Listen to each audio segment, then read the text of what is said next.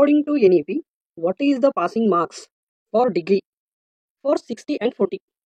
NEPಯಲ್ಲಿ 60 ಮತ್ತು 40ಕ್ಕೆ passing marks ಎಷ್ಟು ಅಂತ ಡಿಸ್ಕಸ್ ಮಾಡಿ ಈ ವಿಡಿಯೋನ ನಾವು ನಮ್ಮ ಯೂಟ್ಯೂಬ್ ಚಾನಲ್ನಲ್ಲಿ ಅಪ್ಲೋಡ್ ಮಾಡಿದ್ವಿ.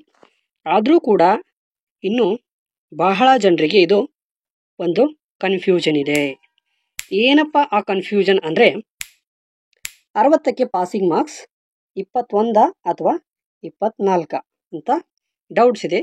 ಸೊ ಈ ಒಂದು ವಿಡಿಯೋದಲ್ಲಿ ನಾವು 21 ಅಥವಾ 24 ಎರಡರಲ್ಲಿ ಯಾವುದು ಪಾಸಿಂಗ್ ಮಾರ್ಕ್ಸ್ ಅಂತ ಡಿಸ್ಕಸ್ ಮಾಡೋಣ. ಮತ್ತು ಇದಲ್ಲದೆ EVS subject, EVS digital fluency, financial education and investment awareness, ಈ ಎಲ್ಲ ವಿಷಯಗಳ ಒಂದು ಪಾಸಿಂಗ್ ಮಾರ್ಕ್ಸ್, ಮತ್ತು ಇನ್ನೊಂದು ಬಿಟ್ಟೆ ಇಂಡಿಯನ್ ಕಾನ್ಸ್ಟಿಟ್ಯೂಷನ್, ಈ ಎಲ್ಲ ವಿಷಯಗಳ ಪಾಸಿಂಗ್ ಮಾರ್ಕ್ಸ್ ಎಷ್ಟು ಅಂದರೆ ಬೇರೆ ಬೇರೆ ಸಬ್ಜೆಕ್ಟ್ಸು ಬೇರೆ ಬೇರೆ ಟೋಟಲ್ ಮಾರ್ಕ್ಸನ್ನು ಹೊಂದಿದೆ. ಸೊ ಆದ್ದರಿಂದ ಏನಾಗುತ್ತೆ, ಪಾಸಿಂಗ್ ಮಾರ್ಕ್ಸ್ ಕೂಡ ಚೇಂಜ್ ಆಗುತ್ತೆ. ಸೊ ಇವತ್ತಿನ ವಿಡಿಯೋದಲ್ಲಿ ಆ ಒಂದು ಡೌಟನ್ನು ಕ್ಲಿಯರ್ ಮಾಡಲಿಕ್ಕೆ ಪ್ರಯತ್ನ ಮಾಡ್ತೀನಿ. ಯಾರಿಗಾದರೂ ಏನೇ ಡೌಟ್ಸ್ ಇದ್ದರೂ ದಯವಿಟ್ಟು ನಮಗೆ ಕಮೆಂಟ್ ಸೆಕ್ಷನಲ್ಲಿ ಕೇಳಿ, ಹಾಗೆ ನಮ್ಮ ಚಾನಲ್ನ ಸಬ್ಸ್ಕ್ರೈಬ್ ಮಾಡಿ.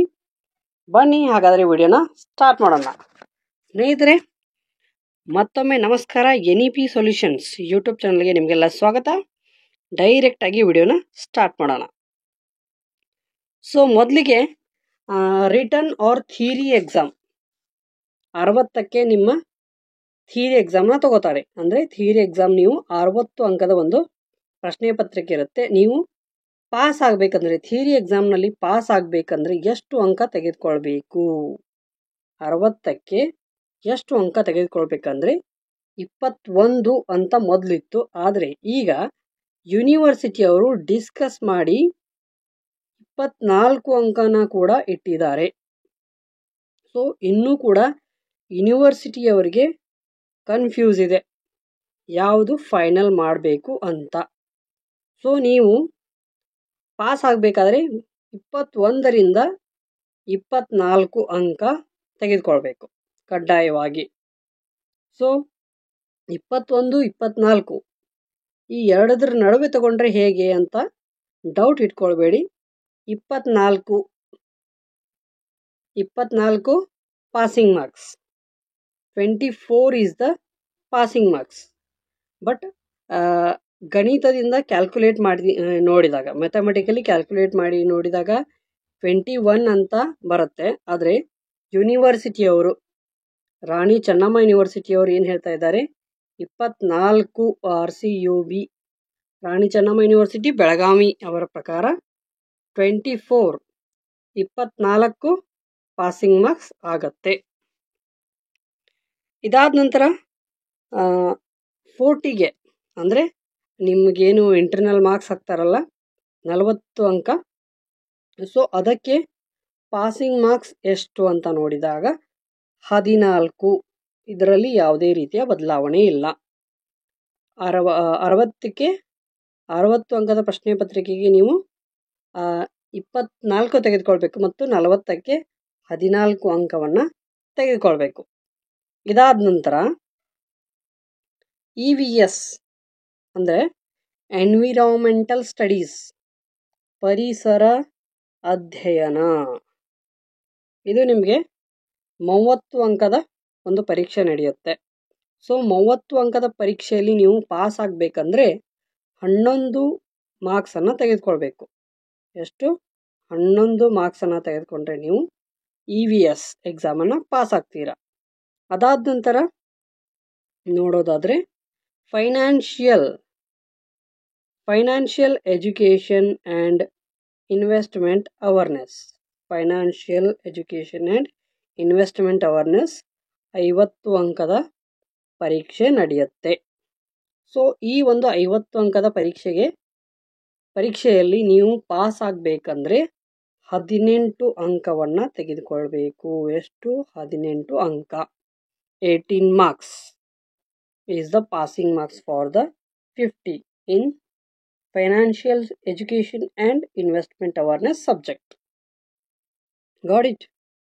Next, digital fluency.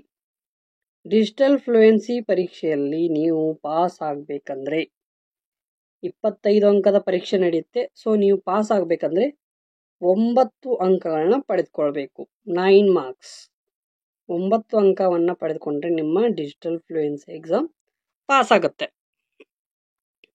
ಇನ್ನು ಥಿಯರಿ ಮತ್ತು ಇಂಟರ್ನಲ್. ಕೆಲವೊಂದು ಜನ ಕೇಳ್ತಾ ಇದ್ರಿ, ಸರ್ ನಾನು ಥಿಯರಿ ಎಕ್ಸಾಮ್ ಪಾಸ್ ಆಗಿದ್ದೀನಿ, ಇಂಟರ್ನಲ್ಲಿ ಫೇಲ್ ಆಗಿದ್ದೀನಿ, ಹಾಗಾದರೆ ನಾನು ಪಾಸ್ ಆಗ್ತೀನಾ ಅಥವಾ ಫೇಲ್ ಆಗ್ತೀನಾ?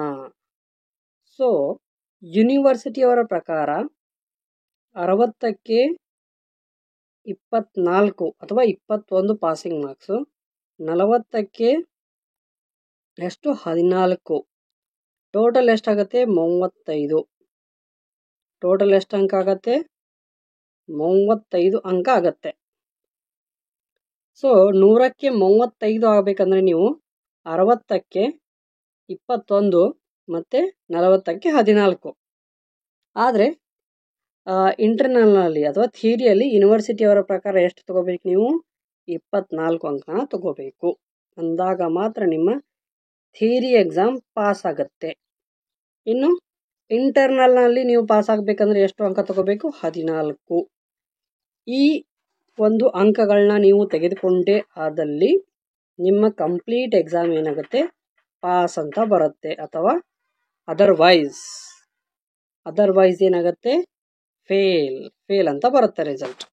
ಸೊ ನೀವು 2 ಪರೀಕ್ಷೆಗಳನ್ನ ಕಡ್ಡಾಯವಾಗಿ ಪಾಸ್ ಆಗಲೇಬೇಕು. ಸೊ ಇದಾಗಿತ್ತು ಇವತ್ತಿನ ಒಂದು ಡಿಸ್ಕಷನ್. ಇನ್ನೂ ಯಾರಿಗಾದರೂ ಏನೇ ಡೌಟ್ಸ್ ಇದ್ದರೂ ಕಮೆಂಟ್ ಸೆಕ್ಷನಲ್ಲಿ ಕೇಳಿ.